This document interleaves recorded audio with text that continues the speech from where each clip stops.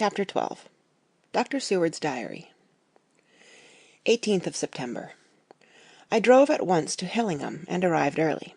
Keeping my cab at the gate, I went up the avenue alone. I knocked gently and rang as quietly as possible, for I feared to disturb Lucy or her mother, and hoped to only bring a servant to the door. After a while, finding no response, I knocked and rang again. Still no answer.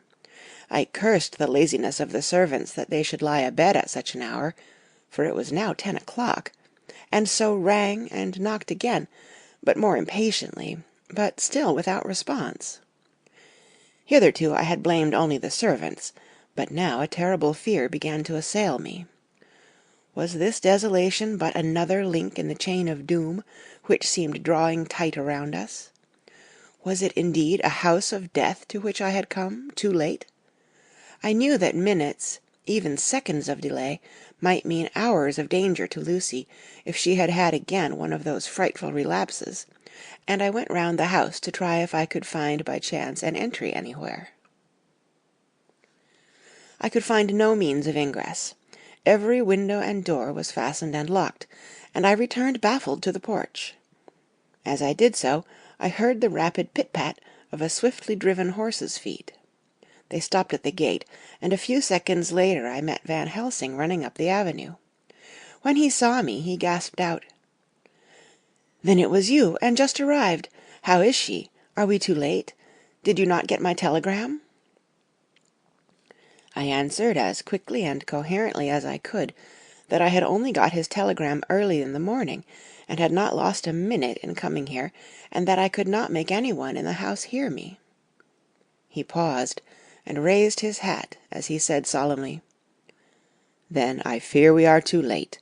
God's will be done." With his usual recuperative energy, he went on, "Come, if there be no way open to get in, we must make one. Time is all in all to us now." We went round to the back of the house, where there was a kitchen window. The professor took a small surgical saw from his case, and, handing it to me, pointed to the iron bars which guarded the window. I attacked them at once, and had very soon cut through 3 of them. Then with a long thin knife we pushed back the fastening of the sashes, and opened the window. I helped the professor in, and followed him. There was no one in the kitchen, or in the servants' rooms, which were close at hand.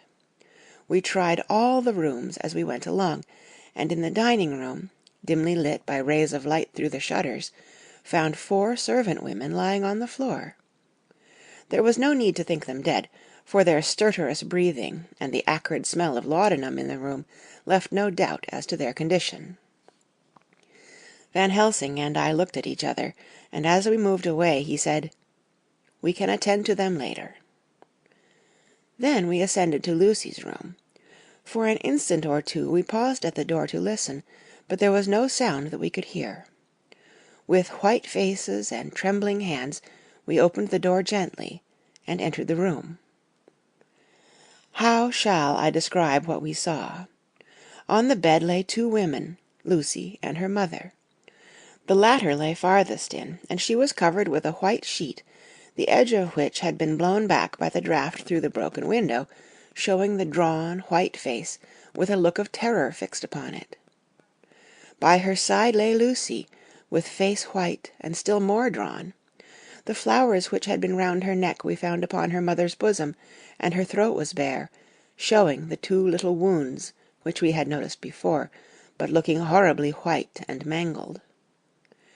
Without a word the professor bent over the bed, his head almost touching poor Lucy's breast. Then he gave a quick turn of his head, as of one who listens, and leaping to his feet he cried out to me, "It is not yet too late. Quick, quick, bring the brandy." I flew downstairs and returned with it, taking care to smell and taste it, lest it too were drugged like the decanter of sherry which I found on the table. The maids were still breathing, but more restlessly, and I fancied that the narcotic was wearing off. I did not stay to make sure, but returned to Van Helsing. He rubbed the brandy, as on another occasion, on her lips and gums and on her wrists and the palms of her hands. He said to me, I can do this, all that can be at the present. You go wake those maids, flick them in the face with a wet towel, and flick them hard. Make them get heat and fire and a warm bath. This poor soul is nearly as cold as that beside her. She will need to be heated before we can do anything more." I went at once, and found little difficulty in waking 3 of the women. The 4th was only a young girl, and the drug had evidently affected her more strongly, so I lifted her on the sofa and let her sleep. The others were dazed at first, but as remembrance came back to them, they cried and sobbed in a hysterical manner. I was stern with them, however, and would not let them talk. I told them that one life was bad enough to lose, and that if they delayed they would sacrifice Miss Lucy. So, sobbing and crying, they went about their way, half clad as they were, and prepared fire and water. Fortunately, the kitchen and boiler fires were still alive, and there was no lack of hot water. We got a bath, and carried Lucy out as she was, and placed her in it. Whilst we were busy chafing her limbs, there was a knock at the hall door. One of the maids ran off, hurried on some more clothes, and opened it. Then she returned and whispered to us that there was a gentleman who had come with a message from Mr. Holmwood. I bade her simply tell him that he must wait, for we could see no one now. She went away with the message, and, engrossed with our work, I clean forgot all about him. I never saw in all my experience the Professor work in such deadly earnest. I knew, as he knew, that it was a stand-up fight with death, and in a pause told him so. He answered me in a way that I did not understand, but with the sternest look that his face could wear. "If that were all, I would stop here where we are now, and let her fade away into peace, for I see no light in life over her horizon." He went on with his work with, if possible, renewed and more frenzied vigor. Presently we both began to be conscious that the heat was beginning to be of some effect. Lucy's heart beat a trifle more audibly to the stethoscope, and her lungs had a perceptible movement. Van Helsing's face almost beamed, and as we lifted her from the bath and rolled her in a hot sheet to dry her, he said to me, "The first gain is ours. Check to the king." We took Lucy into another room, which had by now been prepared, and laid her in bed, and forced a few drops of brandy down her throat. I noticed that Van Helsing tied a soft silk handkerchief round her throat. She was still unconscious, and was quite as bad as, if not worse than, we had ever seen her. Van Helsing called in one of the women, and told her to stay with her, and not to take her eyes off her till we returned, and then beckoned me out of the room. "We must consult as to what is to be done," he said, as we descended the stairs. In the hall he opened the dining-room door, and we passed in, he closing the door carefully behind him. The shutters had been opened, but the blinds were already down, with that obedience to the etiquette of death which the British woman of the lower classes always rigidly observes. The room was, therefore, dimly dark. It was, however, light enough for our purposes. Van Helsing's sternness was somewhat relieved by a look of perplexity. He was evidently torturing his mind about something, so I waited for an instant, and he spoke. "What are we to do now? Where are we to turn for help? We must have another transfusion of blood, and that soon, or that poor girl's life won't be worth an hour's purchase. You are exhausted already. I am exhausted too. I fear to trust those women, even if they would have courage to submit. What are we to do for someone who will open his veins for her?" "What's the matter with me, anyhow?" The voice came from the sofa across the room, and its tones brought relief and joy to my heart, for they were those of Quincey Morris. Van Helsing started angrily at the first sound, but his face softened, and a glad look came into his eyes as I cried out, "Quincey Morris!" and rushed towards him with outstretched hands. "What brought you here?" I cried as our hands met. "I guess art is the cause." He handed me a telegram. "Have not heard from Seward for 3 days, and am terribly anxious. Cannot leave. Father still in same condition. Send me word how Lucy is. Do not delay. Holmwood." I think I came just in the nick of time. You know you have only to tell me what to do." Van Helsing strode forward and took his hand, looking him straight in the eyes as he said, "A brave man's blood is the best thing on this earth when a woman is in trouble. You're a man and no mistake.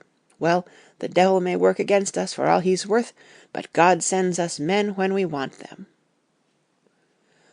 Once again we went through that ghastly operation. I have not the heart to go through with the details. Lucy had got a terrible shock, and it told on her more than before, for though plenty of blood went into her veins, her body did not respond to the treatment as well as on the other occasions. Her struggle back into life was something frightful to see and hear. However, the action of both heart and lungs improved, and Van Helsing made a subcutaneous injection of morphia, as before, and with good effect. Her faint became a profound slumber.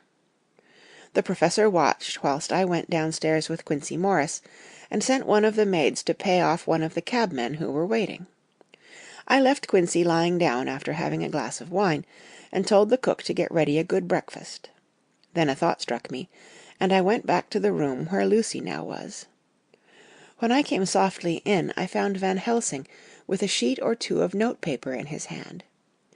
He had evidently read it, and was thinking it over as he sat with his hand to his brow. There was a look of grim satisfaction in his face, as of one who has had a doubt solved. He handed me the paper, saying only, "It dropped from Lucy's breast when we carried her to the bath." When I had read it, I stood looking at the professor, and after a pause asked him, "In God's name, what does it all mean?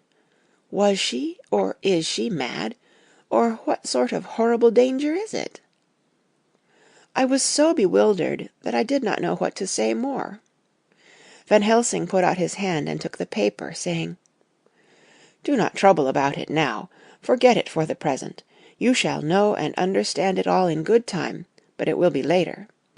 And now, what is it that you came to me to say?" This brought me back to fact, and I was all myself again. "I came to speak about the certificate of death. If we do not act properly and wisely, there may be an inquest, and that paper would have to be produced. I am in hopes that we need have no inquest, for if we had it would surely kill poor Lucy, if nothing else did. I know, and you know, and the other doctor who attended her knows, that Mrs. Westenra had disease of the heart, and we can certify that she died of it. Let us fill up the certificate at once, and I shall take it myself to the registrar, and go on to the undertaker." "Good, oh my friend John, well thought of. Truly Miss Lucy, if she be sad in the foes that beset her, is at least happy in the friends that love her. 1, 2, 3, all open their veins for her, besides one old man. Ah yes, I know, friend John, I am not blind. I love you all the more for it. Now go." In the hall I met Quincey Morris with a telegram for Arthur, telling him that Mrs. Westenra was dead, that Lucy also had been ill, but was now going on better, and that Van Helsing and I were with her. I told him where I was going, and he hurried me out, but as I was going said, "When you come back, Jack, may I have 2 words with you all to ourselves?" I nodded in reply, and went out.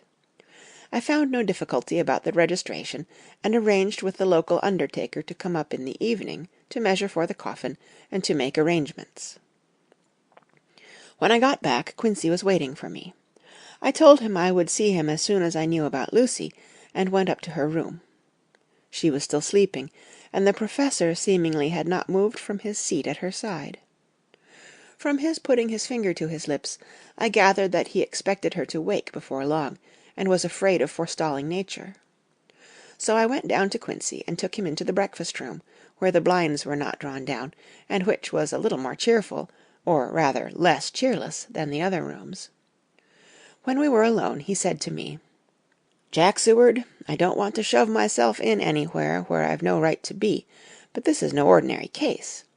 You know I loved that girl and wanted to marry her, but although that's all past and gone, I can't help feeling anxious about her all the same. What is it that's wrong with her? The Dutchman, and a fine old fellow he is, I can see that, said that time you two came into the room that you must have another transfusion of blood, and that both you and he were exhausted.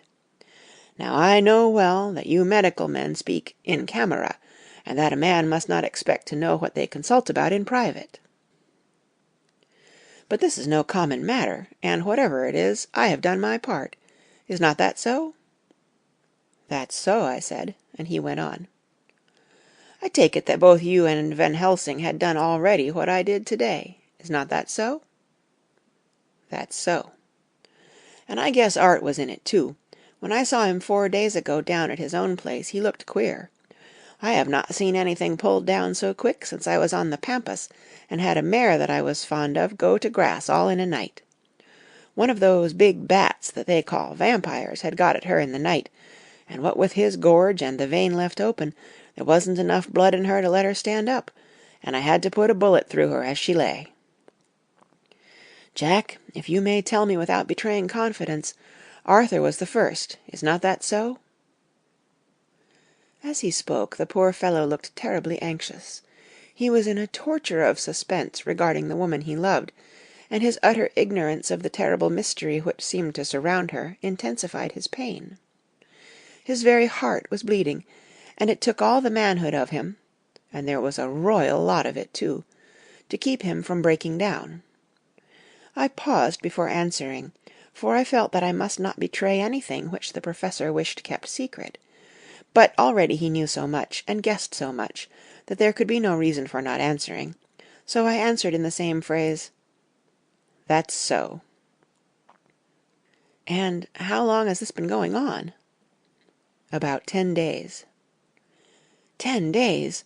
Then I guess, Jack Seward, that poor pretty creature that we all love has had put into her veins within that time the blood of 4 strong men. Man alive, her whole body wouldn't hold it. Then, coming close to me, he spoke in a fierce half-whisper. "What took it out?" I shook my head. "That," I said, "is the crux. Van Helsing is simply frantic about it, and I am at my wits' end. I can't even hazard a guess. There has been a series of little circumstances which have thrown out all our calculations as to Lucy being properly watched. But these shall not occur again. Here we stay until all be well, or ill." Quincy held out his hand. "Count me in," he said. "You and the Dutchman will tell me what to do, and I'll do it." When she woke late in the afternoon, Lucy's first movement was to feel in her breast, and, to my surprise, produced the paper which Van Helsing had given me to read. The careful Professor had replaced it where it had come from, lest on waking she should be alarmed. Her eye then lit on Van Helsing, and on me too, and gladdened. Then she looked around the room, and, seeing where she was, shuddered.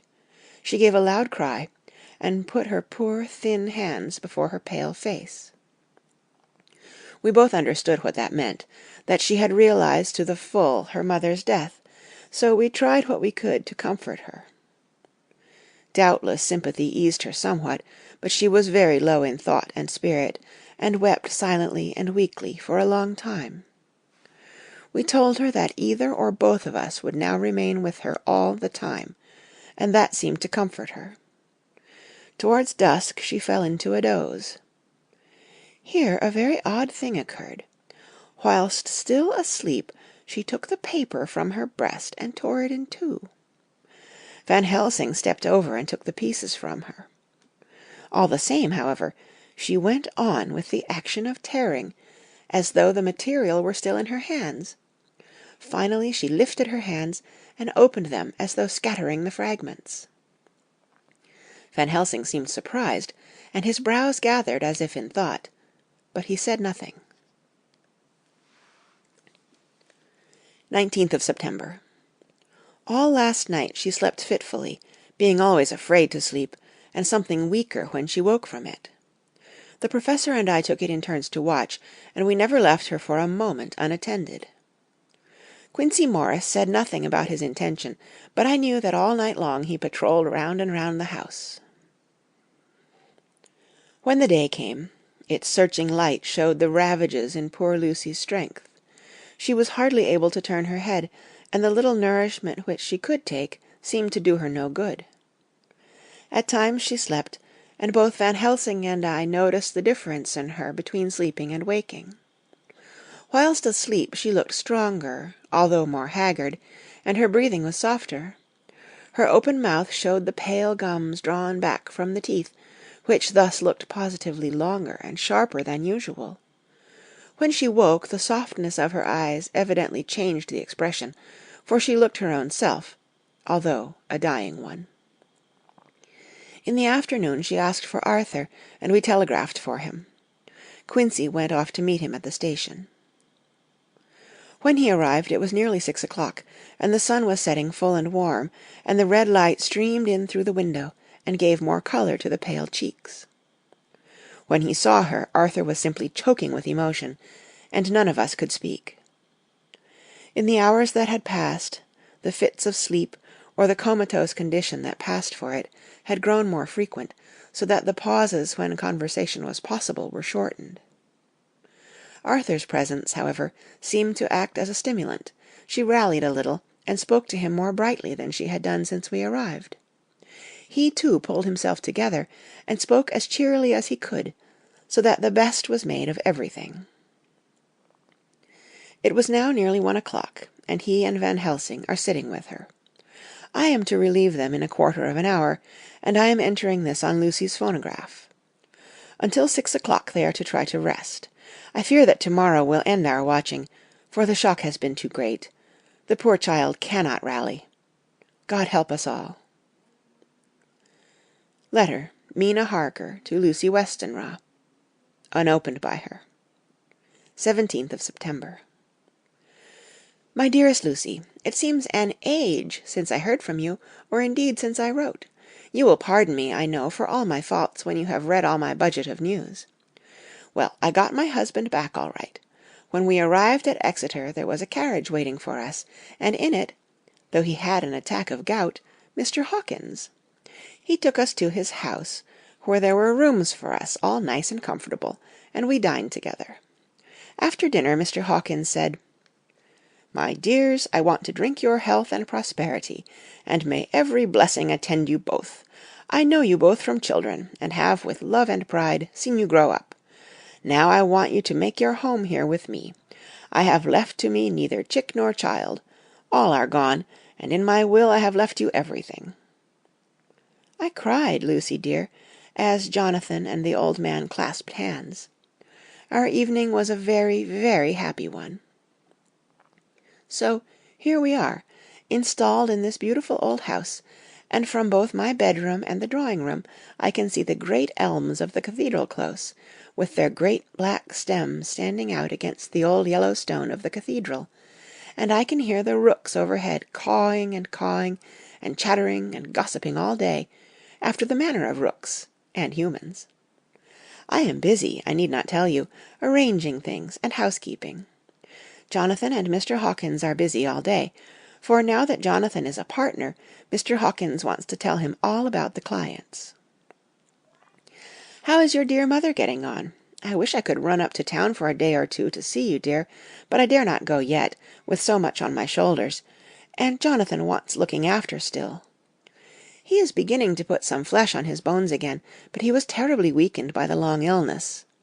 Even now he sometimes starts out of his sleep in a sudden way, and awakes all trembling, until I can coax him back to his usual placidity. However, thank God, these occasions grow less frequent as the days go on, and they will in time pass away altogether, I trust. And now I have told you my news, let me ask yours. When are you to be married, and where, and who is to perform the ceremony, and what are you to wear, and is it to be a public or a private wedding? Tell me all about it, dear. Tell me all about everything, for there is nothing which interests you which will not be dear to me. Jonathan asks me to send his respectful duty, but I do not think that is good enough from the junior partner of the important firm Hawkins and Harker. And so, as you love me, and he loves me, and I love you with all the moods and tenses of the verb, I send you simply his love instead. Good-bye, my dearest Lucy, and all blessings on you. Yours, Mina Harker. Report from Patrick Hennessy, M.D., M.R.C.S.L., K.Q., C.P.I., etc., etc., to John Seward, M.D. 20th of September. My dear Sir, in accordance with your wishes, I enclose a report of the conditions of everything left in my charge. With regard to patient Renfield, there is more to say. He has had another outbreak, which might have had a dreadful ending, but which, as it fortunately happened, was unattended with any unhappy results. This afternoon a carrier's cart with 2 men made a call at the empty house whose grounds abut on ours, the house to which, you will remember, the patient twice ran away.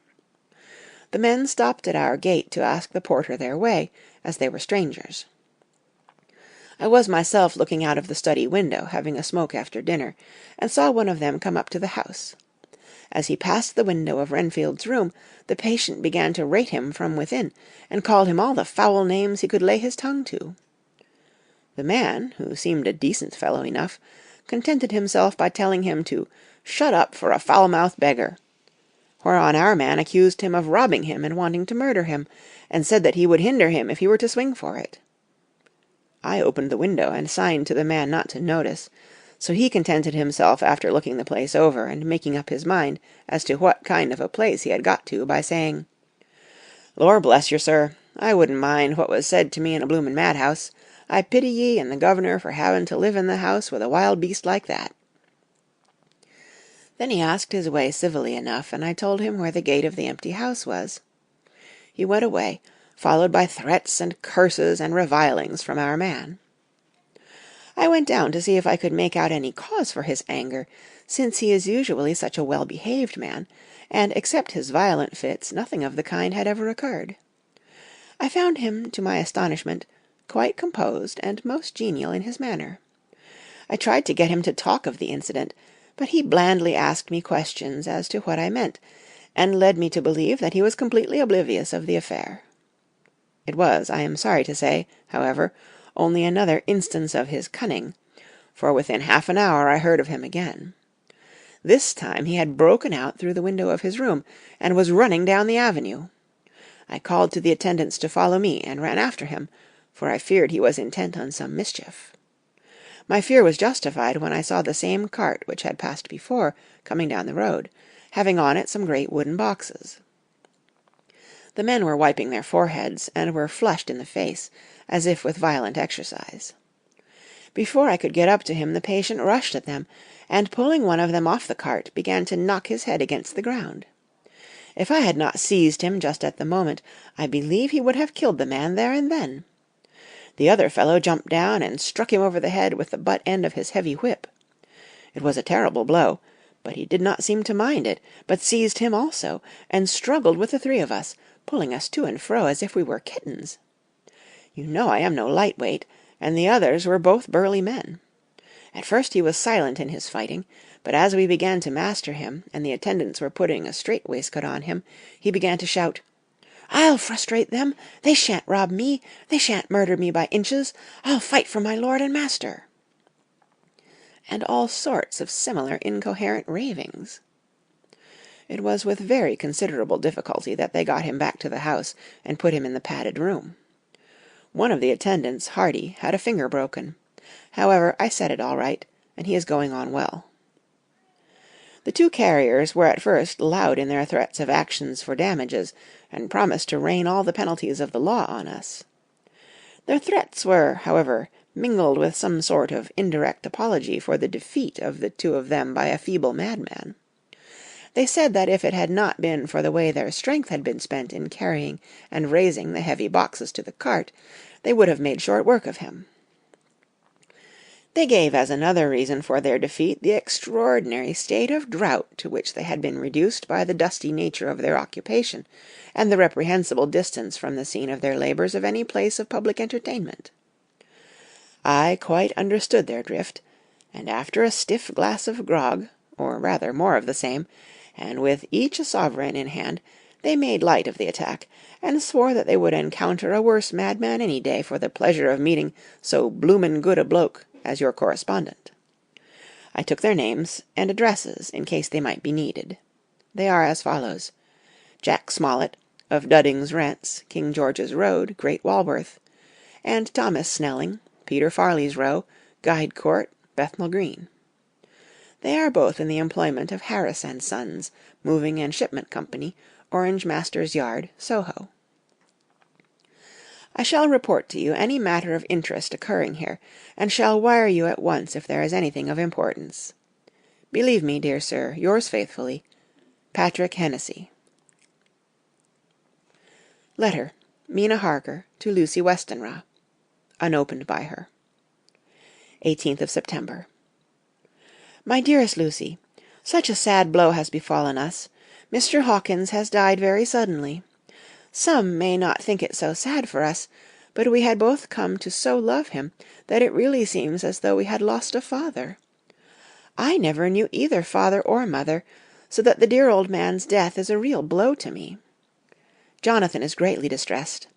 It is not only that he feels sorrow, deep sorrow, for the dear good man who has befriended him all his life, and now at the end has treated him like his own son, and left him a fortune to which people of our modest bringing up is wealth beyond the dream of avarice. But Jonathan feels it on another account. He says the amount of responsibility which it puts upon him makes him nervous. He begins to doubt himself. I try to cheer him up, and my belief in him helps him to have a belief in himself. But it is here that the grave shock that he experienced tells upon him the most. Oh, it is too hard that a sweet, simple, noble, strong nature such as his, a nature which enabled him by our dear good friend's aid to rise from clerk to master in a few years, should be so injured that the very essence of its strength is gone. Forgive me, dear, if I worry you with my troubles in the midst of your own happiness, but, Lucy dear, I must tell someone, for the strain of keeping up a brave and cheerful appearance to Jonathan tries me, and I have no one here that I can confide in. I dread coming up to London, as we must do the day after tomorrow, for poor Mr. Hawkins left in his will that he was to be buried in the grave with his father.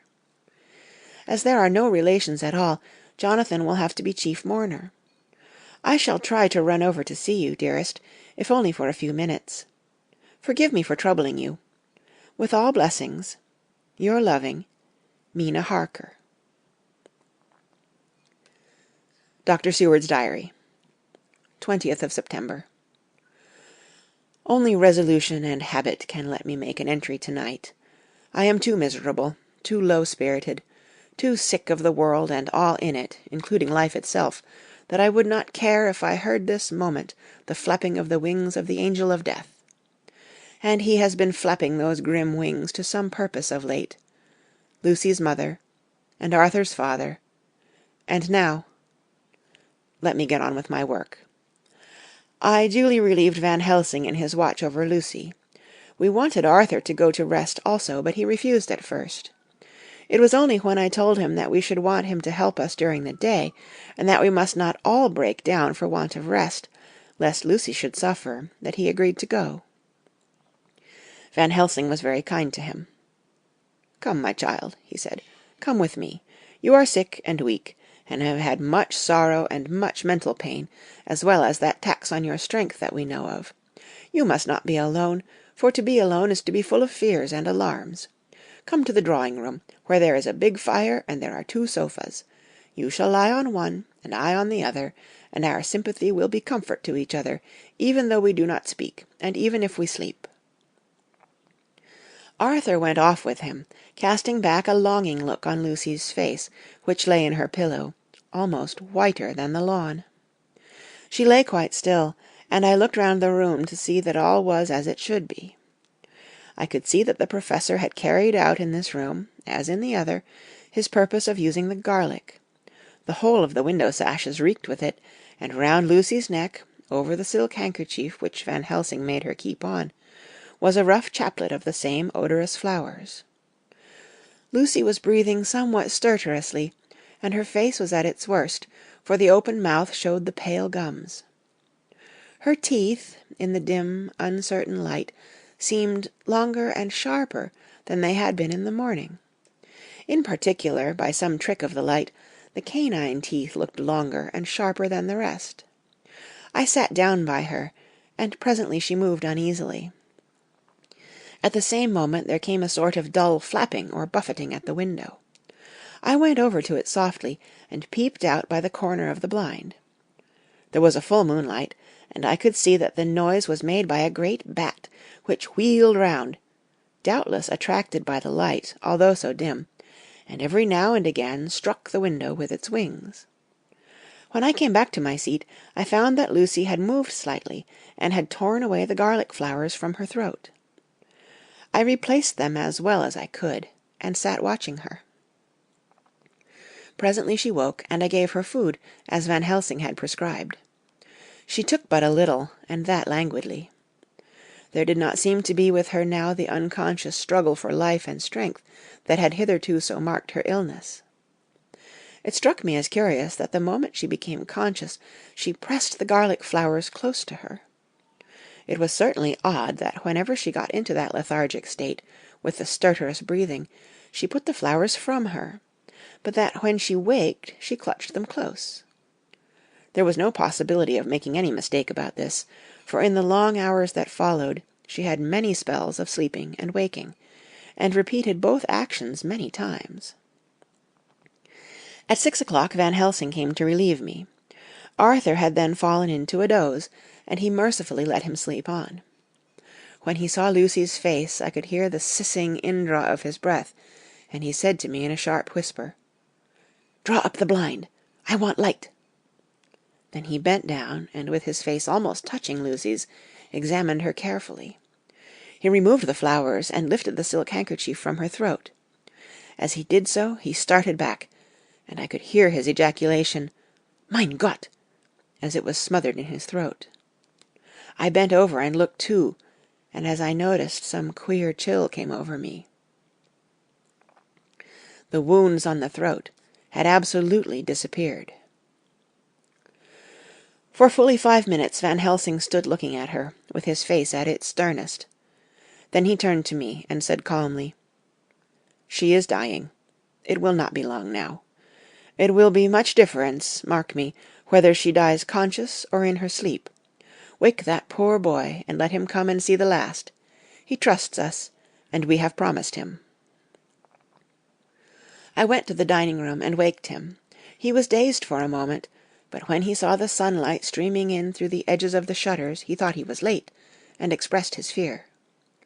I assured him that Lucy was still asleep, but told him as gently as I could that both Van Helsing and I feared that the end was near. He covered his face with his hands, and slid down on his knees by the sofa, where he remained, perhaps a minute, with his head buried, praying, whilst his shoulders shook with grief. I took him by the hand and raised him up. "Come," I said, "my dear old fellow, summon all your fortitude. It will be best and easiest for her." When we came into Lucy's room, I could see that Van Helsing had, with his usual forethought, been putting matters straight, and making everything look as pleasing as possible. He had even brushed Lucy's hair, so that it lay on the pillow in its usual sunny ripples. When we came into the room, she opened her eyes, and seeing him, whispered softly, "Arthur! Oh, my love, I am so glad you have come." He was stooping to kiss her, when Van Helsing motioned him back. "No," he whispered, "not yet. Hold her hand. It will comfort her more." So Arthur took her hand and knelt beside her, and she looked her best, with all the soft lines matching the angelic beauty of her eyes. Then gradually her eyes closed, and she sank to sleep. For a little bit her breast heaved softly, and her breath came and went, like a tired child's. And then insensibly there came the strange change which I had noticed in the night. Her breathing grew stertorous, the mouth opened, and the pale gums, drawn back, made the teeth look longer and sharper than ever. In a sort of sleep-waking, vague, unconscious way she opened her eyes, which were now dull and hard at once, and said in a soft, voluptuous voice, such as I had never heard from her lips, "Arthur, oh, my love, I am so glad you have come. Kiss me." Arthur bent eagerly over to kiss her, but at that instant Van Helsing, who, like me, had been startled by her voice, swooped upon him, and catching him by the neck with both hands, dragged him back with a fury of strength which I never thought he could have possessed, and actually hurled him almost across the room. "Not for your life," he said, "not for your living soul and hers." And he stood between them like a lion at bay. Arthur was so taken aback that he did not for a moment know what to do or say, and before any impulse of violence could seize him, he realized the place and the occasion, and stood silent, waiting. I kept my eyes fixed on Lucy, as did Van Helsing, and we saw a spasm as of rage flit like a shadow over her face. The sharp teeth champed together. Then her eyes closed, and she breathed heavily. Very shortly after, she opened her eyes in all their softness, and, putting out her poor, pale, thin hand, took Van Helsing's great brown one. Drawing it to her, she kissed it. "My true friend," she said in a faint voice, but with untellable pathos. "My true friend, and his. Oh, guard him, and give me peace." "I swear it," he said solemnly, kneeling beside her and holding up his hand, as one who registers an oath. Then he turned to Arthur and said to him, "Come, my child, take her hand in yours, and kiss her on the forehead, and only once." Their eyes met instead of their lips, and so they parted. Lucy's eyes closed, and Van Helsing, who had been watching closely, took Arthur's arm and drew him away. And then Lucy's breathing became stertorous again, and all at once it ceased. "It is all over," said Van Helsing. "She is dead." I took Arthur by the arm and led him away to the drawing-room, where he sat down and covered his face with his hands, sobbing in a way that nearly broke me down to see. I went back to the room and found Van Helsing looking at poor Lucy, and his face was sterner than ever. Some change had come over her body. Death had given back part of her beauty, for her brow and cheeks had recovered some of their flowing lines. Even the lips had lost their deadly pallor. It was as if the blood, no longer needed for the working of the heart, had gone to make the harshness of death as little rude as might be. We thought her dying whilst she slept, and sleeping when she died. I stood beside Van Helsing and said, "Ah, well, poor girl, there is peace for her at last. It is the end." He turned to me and said with grave solemnity, "Not so, alas, not so. It is only the beginning." When I asked him what he meant, he only shook his head and answered, "We can do nothing as yet. Wait and see." End of chapter 12, read by Kara Schallenberg, www.kray.org, on Sunday, May 29th, 2016, in Union City, California.